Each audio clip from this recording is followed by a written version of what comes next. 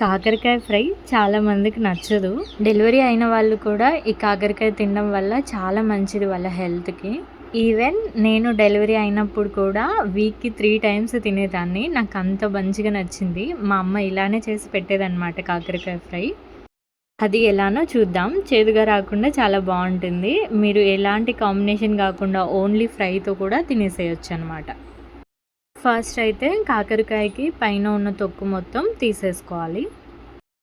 ఇలా తొక్కు మొత్తం తీసిన కాకరకాయని ఇప్పుడు ఎడ్జెస్ కట్ చేసుకొని పొడుగ్గా కట్ చేసుకొని దాన్ని మళ్ళీ మధ్యలోకి కట్ చేసుకోవాలి. ఇక్కడ చూపిస్తున్న విధంగా.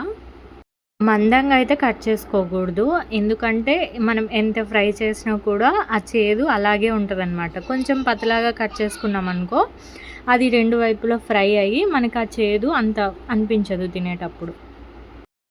ఇప్పుడు నేను ఇక్కడ చూపిస్తున్న విధంగా అన్నీ కట్ చేసుకోండి.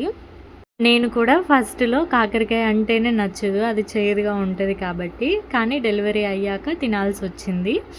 అందులో మా అమ్మ చాలా బాగా టేస్టీగా చేసి పెట్టేదనమాట వెల్లుల్లి కారం వేసి. అలా డెలివరీ టైంలో వీక్‌కి 3 టైమ్స్ తినడం వల్ల ఇప్పుడు అలవాటైపోయింది. పిల్లలకి కూడా అంతే. నేను తినడం వల్ల వాళ్ళు తింటారు. అదే నేనే అది చేదుగా ఉందని వదిలేసాననుకో పిల్లలకి కూడా అది అలవాటవ్వదు. ఇలా చేశానంటే వాళ్ళు కూడా చాలా ఇష్టంగా తింటున్నారనమాట. ఇప్పుడు కట్ చేసుకున్న ముక్కలన్నీ ఒక గిన్నెలో వాటర్ తీసుకొని అందులో కొంచెం సాల్ట్ వేసుకొని ఇవి ఒక 10 మినిట్స్ 15 మినిట్స్ నాననివ్వండి. ఇలా మనం కొద్దిసేపు ఉప్పు నీటిలో నానబెట్టడం వల్ల అది చేదు కొంచెం తగ్గిపోతుంది. ఉప్పు ఒక 2 టేబుల్ స్పూన్ వేసుకోండి. బాగా నానుతుందన్నమాట. అలా ఒక 10-15 మినిట్స్ నానిన తర్వాత వాటన్నింటిని గట్టిగా పిండి సపరేట్ చేసుకోవాలి. ఇవి నానేలోపు మనం స్టవ్ ఆన్ చేసుకొని ఒక 3 టేబుల్ స్పూన్ ఆయిల్ వేసుకుందాం. ఆయిల్ కాకరకాయ ఫ్రైకి కొంచెం ఎక్కువే పడుతుంది. కానీ మనం చూసి వేసుకుందాం. ఆయిల్ కొంచెం హీట్ ఎక్కాక ఒక 5-6 వెల్లుల్లి దంచి వేసుకోవాలి.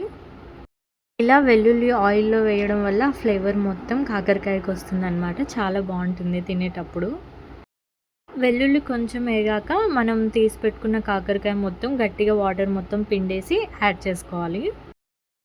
ఇంకా హై ఫ్లేమ్ కాదు, అలానే లో ఫ్లేమ్ కాదు, మీడియం ఫ్లేమ్ పెట్టి మంచిగా ఫ్రై చేసుకోవాలి.